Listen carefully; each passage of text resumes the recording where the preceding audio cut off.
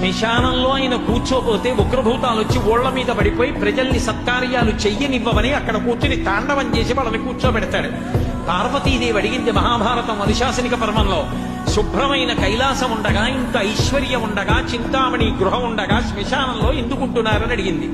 అడిగితే ఆయన చెప్పాడు, పార్వతి బతికున్న నాళ్ళు అన్ని చోట్లకి వెడతారు, ఏమీ తోచట్లేదు, శ్మశానానికి వెళ్ళొద్దామని ఎవరు రారు పార్వతి.